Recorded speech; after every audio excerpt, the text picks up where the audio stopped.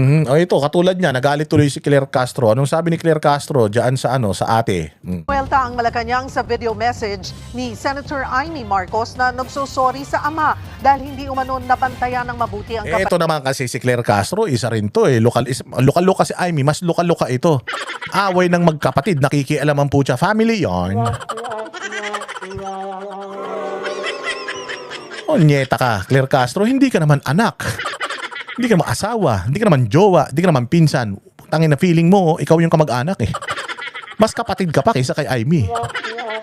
Boba ka eh. Let's say for example, si Amy hindi anak ni Marcos Sr. pero iisa nanay nila, magkapatid pa rin yan. Kahit na half sister, half brother sila, magkapatid yan, ikaw wala kang silbi. Bayaran ka lang. Sinusweldohan ka lang. Chimini aa ka. Atchay ka.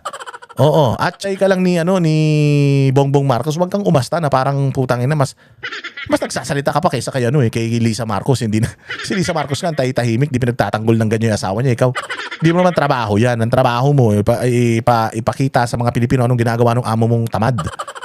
Walang hiya, kasagot ka ng sagot, away ng magkapatid yan. Walang hiyan to, epal eh. kapatid na si Pangulong Bongbong Marcos. Sa Holy Week video ng senadora, sinabi niyang tinuruan siya ni dating Pangulong Ferdinand Marcos Sr. na humingi ng tawad at magpatawad. Lagi raw bili ng ama na bantayan si PBBM pero hindi niya ito nagawa dahil marami raw humaharang. Pero banat ng palasyo, sino raw ba talaga ang hindi nabantayan ng magulang at hindi nabantayan ng kapatid? O tinan mo, pati yung pagbabantay ng magulang ng kapatid, alam niya. Tarantado, hindi mo alam niya, wala kang alam, di ka Marcos. Claire Castro, kahit magnakaw ka ng sandamukal, hindi ka pa rin Marcos. Hindi ka mukhang Marcos. Tingnan mo itsura mo. Hindi ka parte ng dugong satanas. O gusto mo lang gusto mo lang umepal. Una raw sa lahat, hindi naman nagmumura ang Pangulo. Hindi ito Talagang hindi nagmumura, lahat nagmahal eh. Hindi daw nagmumura Pangulo. Oo, wala nagmura simula noong naging presidente yan, lahat nagmahal. Mahal kuryente, mahal tubig, mahal upa, mahal karne, mahal sibuyas, mahal bawang, mahal sili, lahat nagmahal, punyemas ka. Wala talagang mura noong panahon ni Pangulong Marcos. Alam mo, lahat ng mga Pilipino, makadiyos man, relihiyoso, ako nga hindi. Uy, pagka nagmumura ako dati, nanghihina yung katawan ko eh. Oo, pag nagmumura ako, nanghihina yung katawan ko kasi hindi talaga ako pala mura eh. Kasi tao simbahan ako ba?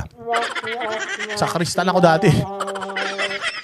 Hindi ako marunong magmura. Nung naging presidente si Bongbong Marcos, paggising mo pa lang ng umaga, putangin na!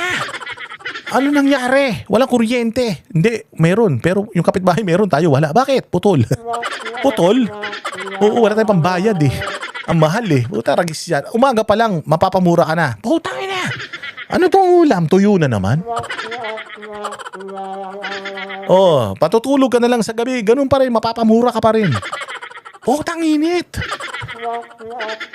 Huwag tayong magbukas ng ventilador, mahal kuryente. So, simula nung umupo si Bongbong, lahat ng mga Pilipino natuto ng magmura.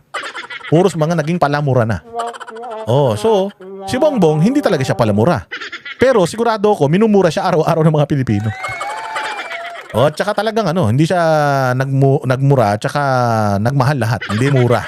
Lahat nagmahal. O, kaya nga ang tawag kay Bongbong Marcos, pinakamahal na presidente ng Pilipinas. Pinakamamahal. Oh, lahat nagmahal eh. Oh, sabi nga si King Midas, 'di ba? Lahat ng hawakan ni King Midas nagiging ginto. Yung kapatid ni Amy, yung amo mo, lahat ng hawakan nagiging bulok. Nagiging tae.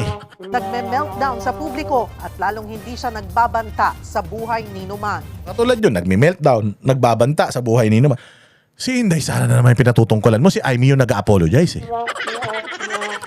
Nag-apologize si Amy dahil sa kademonyohan ng kapatid niya. Si Inday Sara pa din na may kasalanan. Ano ba naman? Puro Duterte na lang. Ano ba yan, Claire Castro? Nakatatak ba sa utak mo yung mga dapat dito sa noo magpatatak ka malaki? Duterte. Duterte Pacquiao, ganun. Patatak mo sa mukha mo para kahit di ka na magsalita, alam na namin na galit ka sa Duterte. Galit ka sa Duterte. Dati galit ka sa Marcos eh. Oh. Ang dapat ihingi ko ng tawad sa tatay ko, ihingi ko ng tawad na hindi ko nagampanan. Yung utos niya, yung habilin niya, parating binibilin si Bongbong. Bantayan mo yung kapatid mo. Sabi, bantayan mo yung kapatid mo, sosolohin niya yan. Laging bilin ng tatay namin. Bantayan mo yung kapatid mo, sosolohin niya yan. Hindi ka niya nahatian. O, totoo nga. Sinolo. Yung mga maleta, pinagkukuha, sila lang. Di na bahagian to si ate. Patay tayo dyan. Bantayan eh. Talagang pinilit ko. Kaya humihingi ako ng tawad. Di ko kinaya eh. Ang paghingi ng patawad, yung pang hindi pagbabantay sa kanyang kapatid, o ang paninira ng kapatid sa publiko? Sisiraan ba ng kapatid sa publiko kung walang kasira-sira yan? Oh, grabe ah. Ikaw talaga, Claire Castro. Palpa ka na naman. Di ka naman kasi kamag-anak eh. Nag-feeling kamag-anak ka na naman. Visit.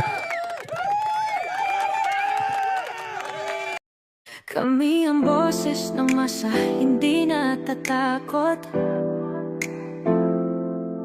Katotohanan lang, di kami nalulunod. Walang bahid ng sismis, lahat ay totoo. Kahit sino ka pa, pag mali ka babanatan ka. Walang pinipili kulay, wala kaming kinikilingan. Basta para sa bayan, kami lalaban. Pagdama palakpakan, pag mali banatan. Di matitinag, di matatakot, para sa bayan tuloy ang sigaw. Sa harap ng kamera, walang halong takot. Mga baluktot, lahat kayo'y tutumba.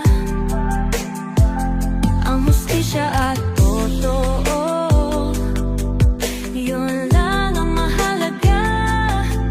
Kahit sinong harang, di kami matitinag. Walang pinipiling kulay, wala kaming kinikilingan.